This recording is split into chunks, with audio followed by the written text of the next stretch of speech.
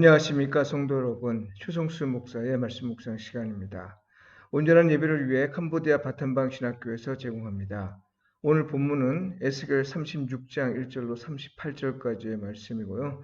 그래도 기도해야 합니다. 이 제목으로 말씀을 묵상하겠습니다. 오늘 묵상 본문에는 이어지는 37장과 함께 사람들에게 널리 알려진 내용이 들어있습니다. 특히 36장 25절, 28절에는 새 언약과 관련해서 가장 많이 언급되는 구절이죠. 맑은 물을 너희에게 뿌려서 너희로 정결하게 하되 곧 너희 모든 더러운 것에서와 모든 우상 숭배에서 너희를 정결하게 할 것이며 또 새 영을 너희 속에 두고 새 마음을 너희에게 주되 너희 육신에서 굳은 마음을 제거하고 부드러운 마음을 줄 것이며 또 내 영을 너희 속에 두어 너희로 내 율례를 행하게 하리니 너희가 내 규례를 지켜 행할지라. 내가 너희 조상들에게 준 땅에서 너희가 거주하면서 내 백성이 되고 나는 너희 하나님이 되리라. 하나님이 이스라엘의 죄를 씻고 성령을 통해 이스라엘을 새롭게 하시겠다는 말씀인데요. 신약시대 성도들은 이 말씀을 예수 그리스도를 통해 열리는 새로운 세상에 대한 약속으로 이해하였습니다. 놀라운 건 이 일을 할 만한 공로가 이스라엘에게 있어서가 아니라는 겁니다. 하나님이 이스라엘을 회복하고 영으로 새롭게 하시는 이유는 세 가지입니다. 하나는 비록 오늘 본문에는 자세히 나와 있지 않으나 나는 너희의 하나님이 되고 너희는 내 백성이 되라는 말씀에서 볼 수 있듯이 하나님의 모든 행위의 동기가 되는 것인데요. 하나님이 이스라엘과 맺으신 언약을 지키시기 위함입니다. 다른 하나는 이스라엘을 침략한 자들에 대한 심판입니다. 하나님이 자기 백성을 심판하기 위해 사용한 도구였으나 그들은 여호와와 그의 백성 이스라엘을 멸시하고 노력하였습니다. 따라서 마지막 하나는 더럽혀진 여호와의 이름을 거룩히 지키기 위함입니다. 이 일을 행하시면서 하나님은 먼저 땅을 회복하시고 그 후에 사람의 마음을 부드럽게 하실 것이라 했습니다. 우리는 흔히 사람을 먼저 바르게 세우고 그 후에 땅을 회복할 것으로 생각합니다. 결국 중요한 건 사람이라 생각하기 때문이죠.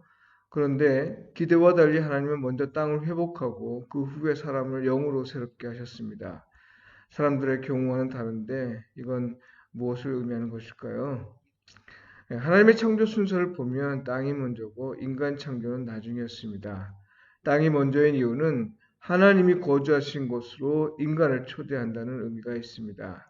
하나님은 세상을 창조하시고 그곳을 당신의 거처로 삼으셨는데요.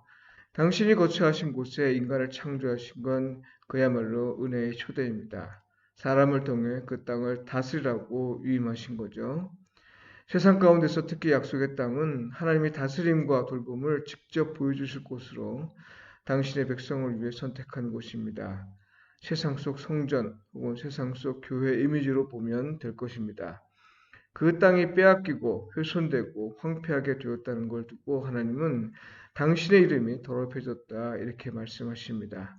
그러니 하나님은 이스라엘 백성을 회복하기 전에 당신의 이름을 거룩하게 하신 일을 먼저 행하신 겁니다.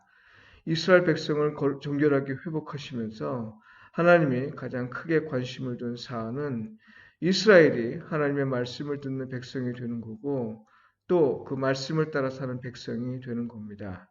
이를 위해 부드러운 마음을 주시고 영을 보내주시어 말씀을 지키며 살 수 있게 하신 겁니다. 왜냐하면요. 사실 이스라엘이 땅에서 쫓겨나고 이방 땅에서 오랜 기간 포로 신세로 살 수밖에 없었던 건 선지자들 통해 주신 말씀을 듣지 않았기 때문이었지요. 그러니 다시는 이런 비극이 재발하지 않도록 하나님은 이스라엘 백성이 하나님의 말씀을 듣고 순종할 수 있는 길을 보여주신 겁니다. 신약 백성과 그리스도인은 이 말씀을 예수 그리스도와 성령을 통해 이해합니다. 다시 말해서 온전한 순종을 보이신 분은 예수 그리스도이고 우리는 그를 믿음으로 성령을 통해 그와 연합하는 은혜를 받는데요. 이 은혜로 말미암아 우리는 칭의를 받습니다. 비록 하나님과 바른 관계를 허락받았으나 여전히 죄의 길을 가는 게 우리 모습입니다. 그러나 예수 그리스도의 의로 말미암아 우리는 하나님과의 바른 관계 안에 서게 되는데요. 하나님은 우리에게 성령을 주심으로써 우리가 그의 말씀대로 살 수 있는 능력을 주십니다. 이 모든 일이 하나님의 당신의 주권에 따라 행하신 것이니 은혜가 아닐 수 없습니다. 그런데요, 성도 여러분, 37절에서 하나님은 이렇게 말씀하십니다. 그래도 이스라엘 족속이 이같이 자기들에게 이루어 주기를 내게 구하여야 할지라. 하나님이 은혜로 행하시는 일이라도 이스라엘 백성이 기도해야 한다는 말이죠. 이건 두 가지 의미로 생각할 수 있는데요. 첫째는 이 모든 일을 행하시는 분이 하나님이심을 알게 하시기 위함입니다. 그리고 둘째는 과거에는 아무리 부르짖어도 듣지 않으신 하나님이 이제는 백성의 기도를 들으시겠다는 뜻이죠. 새로운 시대는 땅의 변화와 사람의 변화가 일어나겠지만 이것보다 더 중요한 건 하나님이 우리의 기도를 들으시겠다는 사실을 이렇게 말씀하신 거죠. 그럼으로써 이 모든 걸 행하시는 이는 하나님임을 알게 하시겠다는 겁니다. 따라서 회복을 원하는 자는 무조건 환경과 사람이 새로워질 걸 원할 것이 아니라 무엇보다 먼저 하나님께 기도해야 합니다. 하나님의 이름이 거룩해지길 기도해야 하고 하나님의 나라가 세상 가운데 나타나길 기도해야 하고 하나님의 뜻이 하늘에서와 같이 땅에서 이루어지길 기도해야 합니다. 그래야 내가 했다고 말하기보다 하나님이 하셨다고 고백할 수 있습니다. 성도 여러분, 모든 것 가운데 모든 것 되신 하나님을 신뢰하며 하나님을 인정하는 삶에서 성령의 인도함을 받으시길 바라고요. 그리스도인으로서 서로 뜨겁게 사랑하고 서로 힘써 돕고 진심으로 서로를 세우는 삶을 통해 하나님과 이웃에게 복음에 합당하게 반응하며 사시길 축복하며 기도합니다.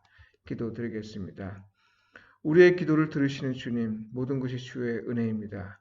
주께서 땅을 회복하시고 주께서 성령을 보내주시어 우리가 주의 말씀대로 살게 하십니다. 이 모든 일에서 우리가 하나님을 인정하게 하시고 비록 하나님이 하시는 일이라도 우리가 날마다 기도할 수 있게 하소서. 예수님의 이름으로 기도드립니다. 아멘.